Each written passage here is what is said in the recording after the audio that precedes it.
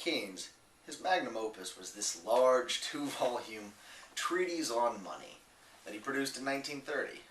It was reviewed harshly by some of his academic critics at Cambridge, but published nonetheless. In it, Keynes extolled the ideas of public works combating unemployment, government checks to compete with free markets, and renouncing the British gold standard movement that was in place at the time.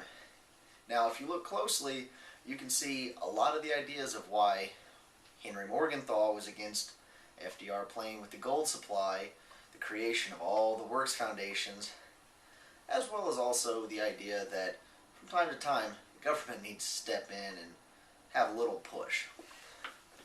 The work, however, itself lacked any underlying thesis as to why unemployment could be high, as high as it was in Britain, yet production not tremendously hurt. This led Keynes to develop his general theory of employment, interest, and money in 1936. Think about it this way. General theory laid the concrete over the mold that his treatise had created 6 years prior. This work brought the idea that determination of aggregate output and employment went hand in hand, but that unemployment and declining output did not necessarily do the same. At the same time, he established that price fixing could not do anything effective because prices were fairly static to begin with. Think about it this way. Why are you going to try and fix something you can't even break in the first place?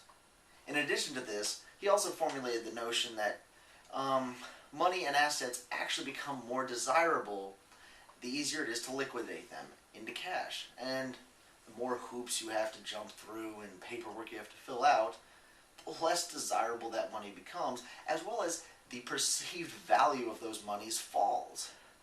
So next time you go to the bank and think about this.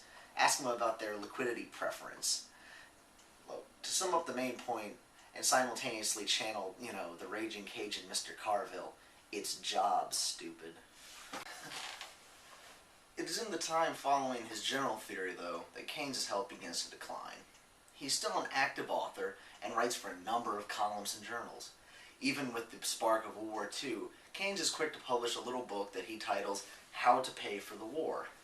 Keynes says that one of the best ways to avoid the massive inflation that followed the First War was to instate compulsory savings or deferred pay, so that liquid assets were still available when normal budgets started running low.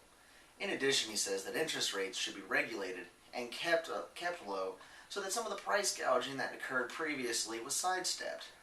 We can see that some of these shadows show up in the creation of our own Fed, as well as also several other regulatory offices such as the FDIC. In addition, Keynes will receive 2 nods for Parliament. The first is a member from Cambridge University, which he turns down, and the second that occurs a few years later in 1942 as a member of the Lords. He will accept his title and officially become Baron Keynes of Tilton. Pretty cool name, huh? Keynes is in failing health for the remaining years of his life, but he continues to make cross-Atlantic trips as an envoy for the British government, trying to secure post-war loans and rebuild the economy. As he enters his final days, Keynes begins to speak more and more frequently about the invisible hand principle that he had discarded from his writings some 30 years ago. Now, this is possibly a way of him seeing his own mortality and hoping someone or something will steer Britain clear of her debts when he is gone. He would then die on April 21st, 1946. His obituary in the New York Times is very nice and includes a passage, "To find an economist of comparable influence, one would have to return to Adam Smith." I think that's fairly fitting. Thank you.